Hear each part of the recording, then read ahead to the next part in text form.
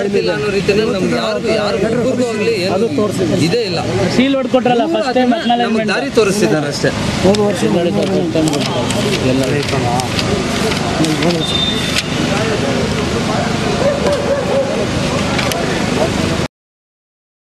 Sir ಎಲ್ಲಾ ರೀತಿನಲ್ಲೂ ಮಾತಾಡಿ ಗೋಗರ್ದಾಯ್ತು sir. ಎಲ್ಲಾ ರೀತಿನಲ್ಲೂ ಹುಡುಗರು ಗೋಗರ್ದಾಯ್ತು.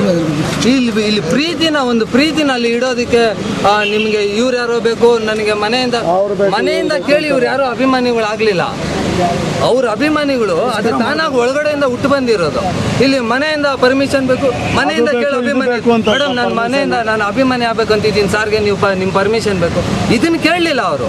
ಅವ್ರ ಪ್ರೀತಿ ಇಲ್ಲಿತ್ತು, ಅವ್ರು ಬೆಳೆಸ್ಕೊಂಡ್ರು, ಅವ್ರು ಈ ಮಟ್ಟಕ್ಕೆ ಇಟ್ಕೊಂಡಿದ್ದಾರೆ ನಮ್ಮ ಸಾರು ಅಂದರೆ ಅದಕ್ಕೆ ಅಲ್ಲೊಂದು ಜಾಗ ಬೇಕಿದೆ ಅಷ್ಟೇ. ಇಲ್ಲಿ ನಾವು ಯಾವುದೋ ಏನೋ ದೊಂಬಿ ಮಾಡೋ ರೀತಿಯಲ್ಲಿ ಇವ್ರು ಯಾರೋ ನಮ್ಮನ್ನು ಕಳ್ಳರು ಅನ್ನೋ ರೀತಿಯಲ್ಲಿ ಎಲ್ಲರ ಮೇಲೆ ಕಂಪ್ಲೇಂಟ್ ಕೊಡೋದು, ಇಲ್ಲಿ ಪೊಲೀಸವ್ರು ನಿಲ್ಲಿಸ್ಕೊಳ್ಳೋದು, ಇದು ಅವ್ಯವಸ್ಥೆನ ಅವ್ರು ಮಾಡಿಕೊಡ್ತಿದ್ದಾರೆ.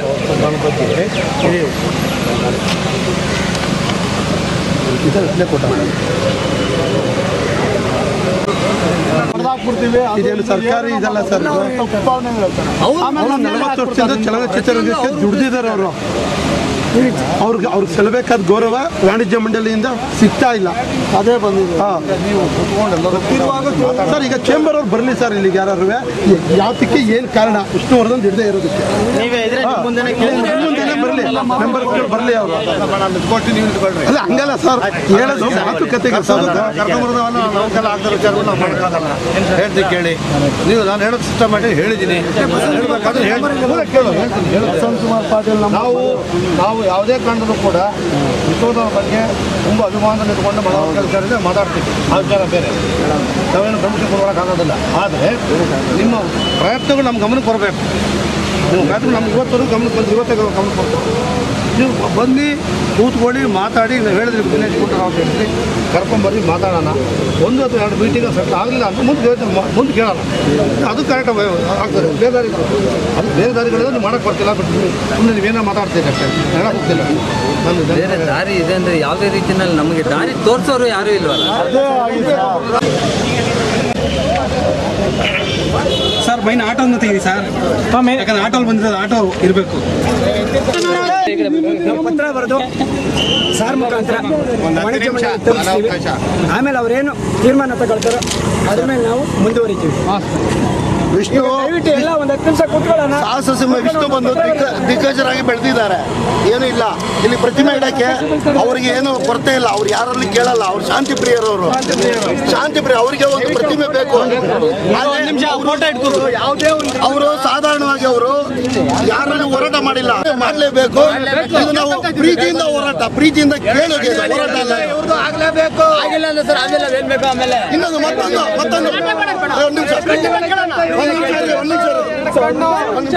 ವಿಷ್ಣು ಸ್ಮಾರಕಕ್ಕೆ ಸರ್ಕಾರದವರು ಇನ್ನೂ ಕಿವಿ ಕೊಡದೆ, ಸ್ಪಂದನೆ ಕೊಡದೆ ಏನು ಮಾಡದೇ ಇದ್ದಾರೆ. ಅದಕ್ಕೆ ಭಾರತೀಯವರು ಅವರು ಸ್ವತಃ ಕೈಯಿಂದ ಮಾಡ್ಬೇಕು ಅಂತಿದ್ದಾರೆ. ಯಾಕೆ ಅವರು ನಮ್ಮ ಕರ್ನಾಟಕ ನಮ್ಮ ಸೊತ್ತಲ್ವಾ ಅದು ವಿಷ್ಣು. ಅದನ್ನ ನೀವು ನಮ್ಮ ಇವರು ಅಭಿಮಾನಿಗಳು ಬೇಡ ರೀ. ನಮ್ಮ ಕರ್ನಾಟಕಕ್ಕೆ ಒಂದು ಆಸ್ತಿ ರಾಜ ಆಗ್ಲಿ, ವಿಷ್ಣುವರ್ಧನ್ ಆಗ್ಲಿ, ಅಂಬರೀಷ್ ಆಗ್ಲಿ ಒಂದು ಆಸ್ತಿ. ಅವ್ರನ್ನ ನಾವು ಕಾಪಾಡ್ಕೋಬೇಕು. ನಾವು ಬೆಳೆಸಿದ್ದಲ್ಲ ಅಭಿಮಾನಿಗಳು, ಅವ್ರನ್ನ ನಾವು ಬೆಳೆಸಿದ್ದು, ಅವರಿಂದ ನಾವು ಬೆಳೆಸಿದ್ದು, ನಮ್ಮಿಂದ ಅವ್ರು. ಕರ್ನಾಟಕದ ಕೋಟಿಗೊಬ್ಬ ವಿಷ್ಣು ಅಣ್ಣನವರ ಪ್ರತಿಮೆ ಸ್ಥಾಪನೆ ಮಾಡಬೇಕನ್ನೋದು ಕೋಟಿ ಕನ್ನಡಿಗಳ ಅಭಿಮಾನ ಮತ್ತು ಅಭಿಮಾನದ ಮಾತನ್ನು ಅಭಿಮಾನಿಗಳ ಮುಖಾಂತರ ನಾವೆಲ್ಲ ಹೇಳ್ತಾ ಇದ್ದೀವಿ. ಕರ್ನಾಟಕ ಚಲನಚಿತ್ರ ವಾಣಿಜ್ಯ ಮಂಡಳಿ ಅಧ್ಯಕ್ಷರಾದಂಥ ಬಸವಂತ್ ಕುಮಾರ್ ಪಾಟೀಲ್ ಅವರು ಬಂದು ಈ ಅಭಿಮಾನಿಗಳ ಆಸೆಯನ್ನು ಪೂರೈಸಬೇಕು ಅಂತ ಹೇಳಿ ಅವ್ರ ಹತ್ರ ನಾ ಮೀಡಿಯಾ ಮುಖಾಂತರ ಕೇಳ್ಕೊತೀವಿ. ಸಾಂತ್ವನ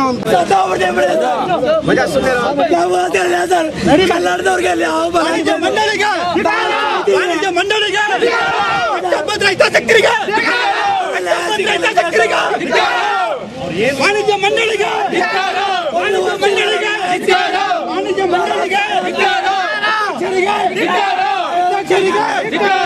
ಒಂದು ವರ್ಷ ನ್ಯಾಯ ಸಿಕ್ಕಿಲ್ಲ, ಕೆಲಸ ಮಾಡಲ್ಲ. ನಾವು ಸಾಯೋದು ಗ್ಯಾರಂಟಿ, ಇದೊಂದು ಮಕ್ಕಳು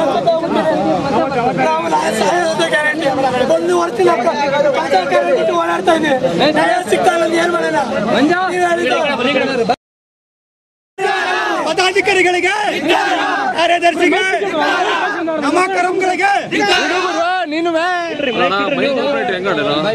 ನಾನು ಸತ್ರು ಸರಿ ಇದರಿಂದ ಒಂದು ಒಳ್ಳೇದಾಗುತ್ತಂದ್ರೆ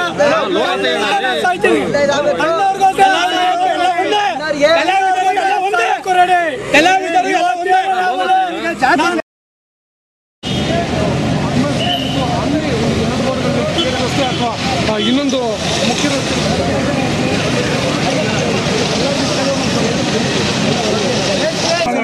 ಸತ್ಯವರ್ಧನ್ ಅವರಿಗೆ ಇನ್ನೊಬ್ಬರು ಗೋವರ್ಧನ್ ಅವರಿಗೆ ನಾನು ನೋಟಿಸ್ ಜಾರಿ ಮಾಡಿದ್ದೀನಿ. ನೀವು ಇಲ್ಲಿ ಬಂದರೆ ಮಾನ್ಯ ಕಮಿಷನರ್ ಅವರ ಕಾನೂನು ಉಲ್ಲಂಘನೆ ಆಗುತ್ತದೆ. ಪ್ರೊಸೆಷನ್ ಬರಂಗಿಲ್ಲ, ಸ್ಟ್ರೈಕ್ ಬರಂಗಿಲ್ಲ. ಫಿಲ್ಮ್ ಚೇಂಬರ್ ಒಳಗಡೆ ಮುತ್ತ ಇಡುವುದು ನಿಮ್ಮ ವೈಯಕ್ತಿಕ ವಿಚಾರ. ನೀವು ಫಿಲ್ಮ್ ಚೇಂಬರ್ದವರು ವೈಯಕ್ತಿಕ ಮಾತನ್ನು ಇಟ್ಕೊಳ್ಳಿ. ನೀವು ಉಂಟು, ಬಸಂತ್ ಕುಮಾರ್ ಪಾಟೀಲ್ ಅವರು ಉಂಟು, ನಿಮ್ಮ ಅಭಿಮಾನ, ನಿಮ್ಮ ಗೌರವ ಜೊತೆ ನಾವು ಬೈ ಆಗ್ತೀವಿ. ಅವರು ನಮ್ಮ ಚಂಬಳಿಗೆ ರಕ್ಷಣೆ ಕೂಡ ನಮ್ಮ ಮನವಿ ಪತ್ರ ಅವತ್ತು ಮಾಡ್ಕೊಂಡು ಕೇಳು. ಆ ಪ್ರಕಾರ ಕಾನೂನಿನ ಪ್ರಕಾರ ನಾನು ನಿಮಗೆ ಮನವಿ ಪತ್ರ ಅವ್ರು ಕೊಟ್ಟ ಮನವಿ ಸ್ವೀಕರಿಸಿ ನಿಮ್ಮ ಮುಂದೆ ನಾನು ರಿಪ್ಲೈ ಕೊಟ್ಟಿದ್ದೀನಿ. ತಾವುಗಳು ಯಾರು ಮೌರ್ಯ ಜಂಕ್ಷನ್ ದಾಟಿಗೆ ಬರಬಾರ್ದು.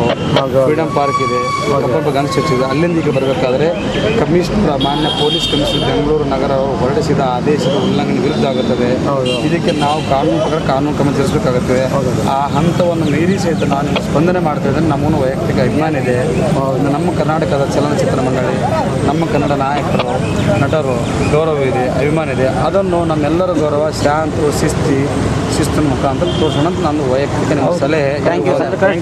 ಕಾನೂನಿನ ಪ್ರಕಾರ ಇದು ಅಪರಾಧ.